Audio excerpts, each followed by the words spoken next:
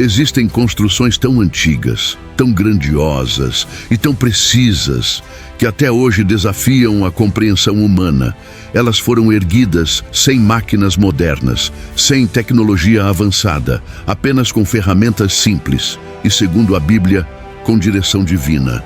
Algumas ainda deixam marcas no mundo, outras desapareceram sem deixar explicação.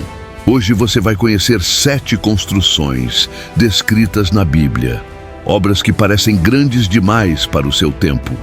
Construções feitas com medidas exatas, materiais escolhidos com propósito e detalhes que continuam chamando atenção até hoje. Algumas foram feitas para salvar vidas, outras nasceram de orgulho e rebelião, algumas permaneceram por anos, outras caíram de forma impressionante, e cada uma delas revela algo sobre Deus e o homem. Seja bem-vindo ao canal Discípulos da Bíblia. Aqui falamos da palavra com respeito, sempre fiéis ao que está escrito. Hoje vamos conhecer 7 grandes construções bíblicas, obras descritas nas Escrituras, que a ciência ainda estuda e não explica completamente. Seguiremos a ordem da própria Bíblia, do Gênesis até os tempos de Jesus. Prepare-se para essa jornada. Cada uma dessas construções teve origem divina. Nada foi feito por acaso. Deus deu instruções claras, medidas exatas, materiais específicos e um propósito definido. Essas obras não buscavam fama humana, mas cumprir a vontade do Senhor. Elas revelam obediência e mostram a ação de Deus na história. A primeira grande construção bíblica é a Arca de Noé. Ela aparece no livro de Gênesis, capítulo 6.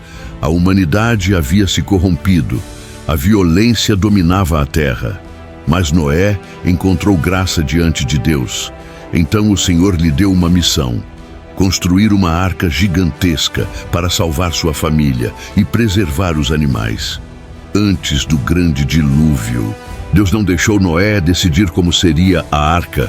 Ele entregou medidas exatas: 300 côvados de comprimento, 50 de largura, 30 de altura, 3 andares internos, uma única porta lateral e uma abertura para ventilação. Tudo foi descrito com clareza, tudo conforme a vontade de Deus. Estudos modernos indicam que essas proporções são estáveis. Especialistas afirmam que esse formato flutua bem, mesmo em águas agitadas, mesmo sob grande pressão. Isso chama a atenção da ciência. Mas a Bíblia já revelava esse modelo, muito antes dos cálculos modernos, sem computadores, sem simulações digitais, apenas pela direção divina. A arca foi feita de madeira de gofer, revestida com piche por dentro e por fora. Isso criava uma vedação completa, impedindo a entrada de água, protegendo tudo que estava dentro. Animais de toda espécie entraram, machos e fêmeas. Alimentos foram armazenados. 8 pessoas foram salvas, enquanto as águas cobriam a terra.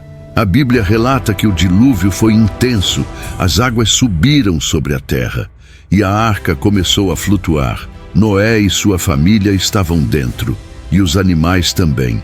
Então, aconteceu um detalhe marcante. Depois que todos entraram, a Escritura diz que o próprio Senhor fechou a porta, e a arca seguiu firme sobre as águas, cumprindo exatamente o plano de Deus. A ciência estuda embarcações de madeira e reconhece limites naturais desse tipo de material. Por isso, uma arca tão grande em um evento tão extremo ainda levanta perguntas, mas a Bíblia mostra a resposta central. Não foi apenas esforço humano, foi obediência, foi fé, foi direção do Senhor. E depois do dilúvio, o homem tentou se exaltar novamente. Depois do dilúvio, a terra ganhou um novo começo. As famílias cresceram e se espalharam, e por um tempo todos falavam a mesma língua. Havia união nas palavras e força na organização, mas o coração humano é enganoso, e logo surgiu um desejo perigoso, não de obedecer a Deus, mas de construir um nome para si, e isso nos leva à próxima construção. A Bíblia conta isso em Gênesis, capítulo 11. O povo disse: vamos edificar uma cidade e também uma torre muito alta, uma torre cujo topo chegue aos céus. Eles queriam evitar se espalhar, queriam permanecer juntos, queriam ser lembrados. A Bíblia diz que usaram tijolos cozidos e betume como argamassa. Era uma obra planejada e ousada. Mas Deus viu algo além da construção. Ele viu a intenção por trás dela. Era orgulho, era rebeldia, era autossuficiência. Então o Senhor desceu para ver a cidade e decidiu agir. Deus confundiu as línguas, e o que antes era entendimento virou confusão. Assim, eles pararam a obra e se dispersaram. Em Babel, o homem tentou subir até o céu, tentou alcançar Deus pela própria força, e o resultado foi divisão. Mas depois, Deus começou uma nova história, uma história com um povo separado, um povo guiado pelo deserto.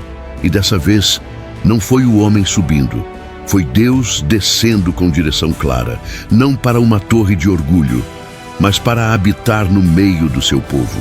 O tabernáculo surge no livro de Êxodo. Depois que Deus libertou Israel do Egito, ele chamou Moisés ao Monte Sinai e mostrou um modelo muito específico. A Bíblia diz: conforme tudo o que eu te mostrar, cada medida deveria ser seguida. Cada detalhe tinha um propósito. Nada podia ser inventado, nada podia ser alterado. Era a casa de Deus no meio do acampamento. O tabernáculo foi feito com madeira de acácia, com bases firmes e encaixes bem definidos, revestido com ouro em partes específicas, com cortinas de linho fino torcido, azul, púrpura e escarlate, com argolas, varais e tábuas alinhadas. Era móvel, mas não era frágil. Era desmontado e montado muitas vezes.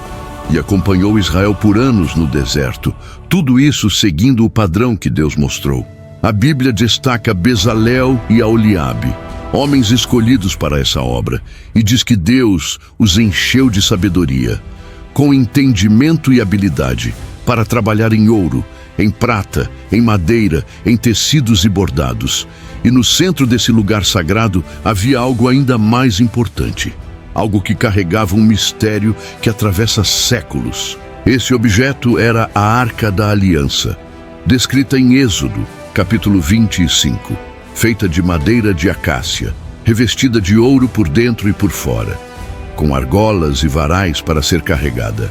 Sobre ela havia o propiciatório e 2 querubins com asas estendidas. A Bíblia diz que ali Deus se encontraria com o povo.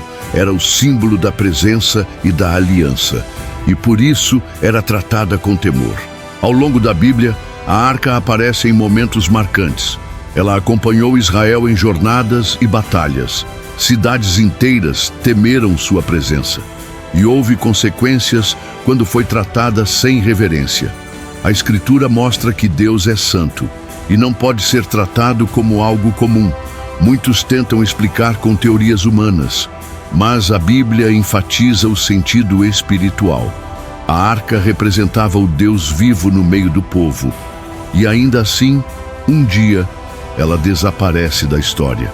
Por muito tempo, a presença de Deus esteve ligada a uma tenda e a um objeto sagrado que era carregado, mas chegaria o tempo de uma casa fixa, um lugar construído para permanecer, maior, mais rico, mais grandioso, uma obra que exigiria pedras gigantes, madeiras nobres e ouro em abundância. E é aí que entramos no Templo de Salomão.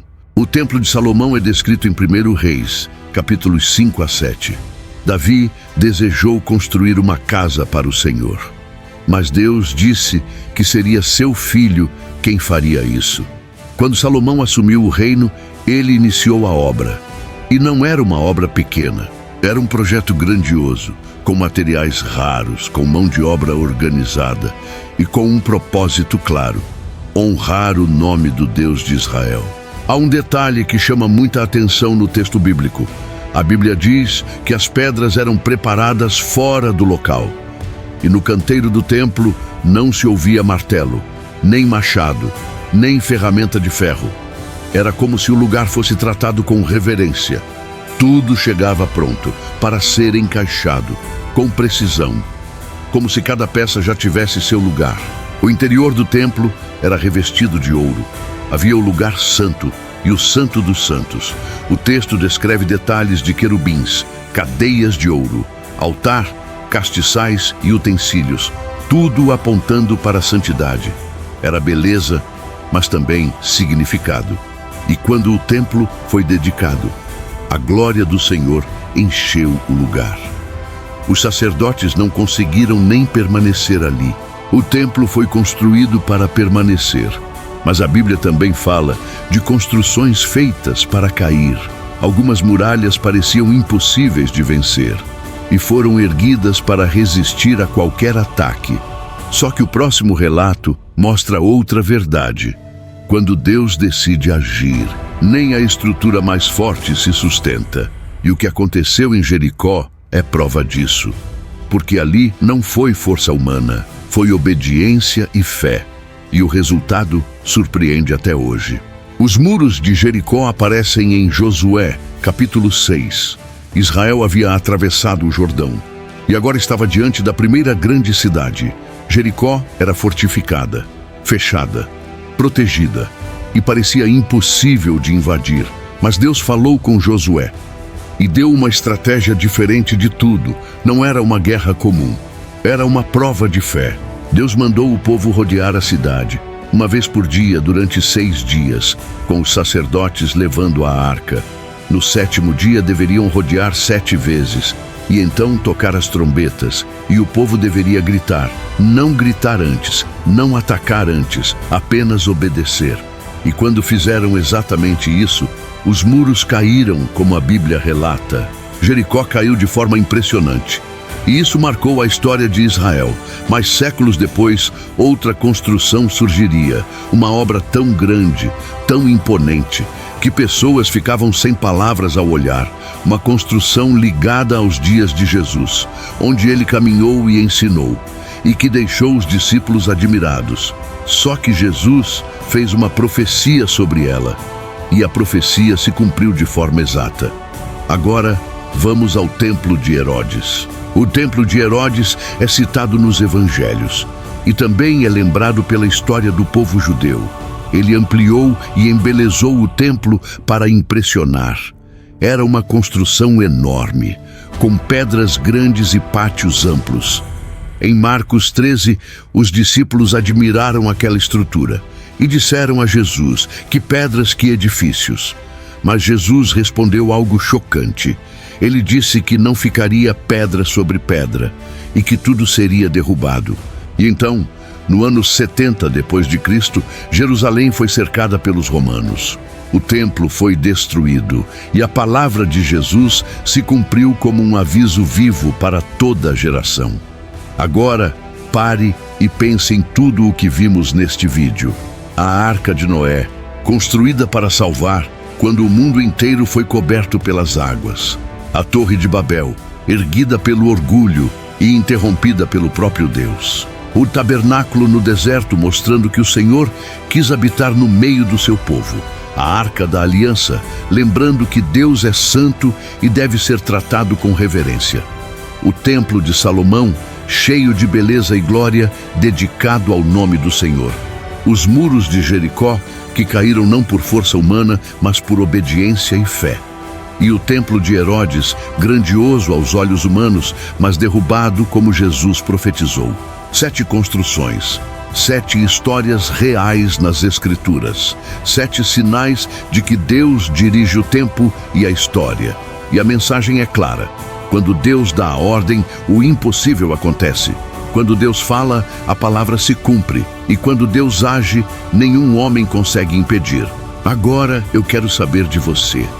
Você gostou dessa história e dessas 7 construções bíblicas? Então comenta aqui embaixo, amém. E se você quer mais vídeos assim, com histórias bíblicas profundas e marcantes, escreve nos comentários, quero mais histórias. Até o próximo vídeo. Deus abençoe.